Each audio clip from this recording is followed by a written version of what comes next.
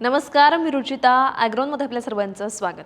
हंगाम बदलला की आपण आपल्या राहणीमानात, खाण्यापिण्यात बदल करतो. उन्हाळ्यात हलकं अन्न खातो, पाणी जास्त पितो, कॉटनचे कपडे घालतो. तसाच बदल पिकांमध्येही करणं गरजेचं आहे.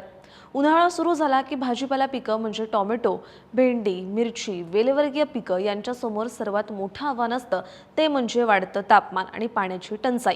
कारण या परिस्थितीत पिकांमध्ये फुलगळ होणं, वाढ खुंटणं, पानं वाळणं आणि उत्पादनात घट येणं अशा समस्या दिसून येतात. त्यामुळे बदलत्या हंगामानुसार शेतकऱ्यांनी खत पाण्याचं नियोजन, कीड रोगांचं नियंत्रण आणि आच्छादन या उपाययोजना करणं आवश्यक असतं.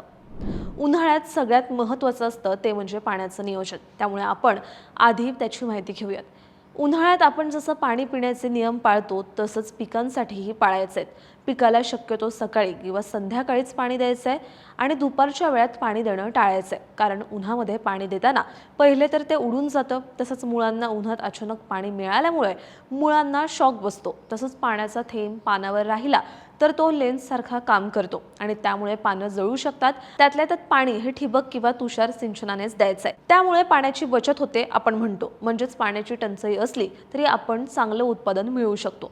तसंच पाणी देताना जमिनीचा प्रकार, पिकाची वाढीची अवस्था लक्षात घेणं महत्त्वाचं आहे.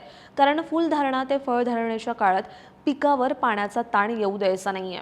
यानंतर येतं खताचं व्यवस्थापन.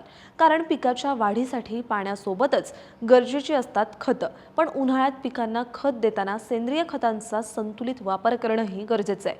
जसं शेणखत, गांडूळ खत. कारण त्यांच्या वापरामुळे मातीचा पोत सुधारतो आणि मातीची पाणी धरून ठेवण्याची क्षमता वाढते.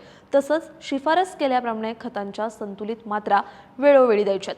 तसंच तुम्ही जर सिंचनाचा वापर करत असाल तर पाण्यातून खतं द्यावीत. खत पाण्याबरोबर आणखी काही फवारण्या पिकासाठी गरजेच्या आहेत. जसं प्रखर सूर्यप्रकाश, उष्णता आणि रस शोषक किडींपासून संरक्षण करण्यासाठी भाजीपाला पिकावर केओलिनची फवारणी करायची.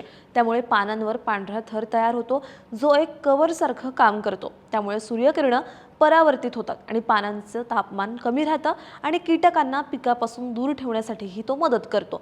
यासोबत उन्हामुळे पिकामध्ये जर फुलगळ दिसून येत असेल तर NAA या संजीवकांची 15 ppm फवारणी करायची. यानंतर येतो आणखी एक महत्त्वाचा भाग, तो म्हणजे मल्चिंग म्हणजेच आच्छादन.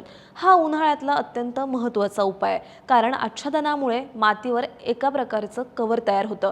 त्यामुळे मातीमधल्या पाण्याचं बाष्पीभवन कमी होतं. त्यामुळे मातीत ओलावा टिकून राहतो आणि एकूणच तापमान कमी राहतं आणि हे पिकाच्या मुळांसाठीही फायदेशीर आहे. यामुळे भाजीपाला पिकाला पॉलिथिन म्हणजेच प्लास्टिक मल्च किंवा सेंद्रिय आच्छादन जसं की पालापाचोळा, पाचट अंथरायचं आहे. उन्हाळ्यात काकडी, कलिंगड, खरबूज, मिरची, टोमॅटो, वांगी यांसारख्या पिकांमध्ये आच्छादनाचा फायदा चांगला दिसून येतो. आणि शक्य असेल तर उन्हाळ्यातल्या वाऱ्यापासून पिकांचं संरक्षण करण्यासाठी शेताच्या कडांभोवती शेडनेटचं कुंपण करायचं आहे. उन्हाळ्यात अनेकांना जसं घामोळ्या येतात किंवा डास वाढतात तसंच वाढत्या उन्हामुळे पिकांमध्ये कीड रोगांचा प्रादुर्भाव वाढतो. त्यातल्या त्यात रस शोषक किडी जास्त वाढतात. त्यामुळे त्यांच्यावर एकात्मिक कीड रोग व्यवस्थापन पद्धत वापरून नियंत्रण मिळवायचं आहे. यामध्ये चिकट सापळे असतील, सापळा पीक असेल तसंच योग्य जैविक आणि रासायनिक फवारण्या करून नियंत्रण मिळवायचं आहे आणि आपलं उत्पादन वाचवायचं आहे. शेवटी उन्हाळ्यात पिकांच्या काळजीमध्ये त्यांच्या काढणीबाबतही काही गोष्टींचा विचार करावा लागतो. त्यातलं पहिलं म्हणजे बाजारपेठा. दूरच्या बाजारपेठेला जायचं असेल तर सायंकाळी भाजीपाल्याची काढणी करायची आहे. भेंडी, गवार, काकडी यांसारख्या 1 दिवसाआड, तर वांगी 4 दिवसांनी आणि मिरची 8 ते 10 दिवसांनी याची काढणी करायची आहे. म्हणजेच काय, तर उन्हाळ्यात योग्य वेळी योग्य उपाययोजना केल्या तर भाजीपाला पिकाचं कमी पाण्यातही चांगलं उत्पादन मिळवता येतं आणि शेतकऱ्यांचं उत्पन्न वाढवता येतं.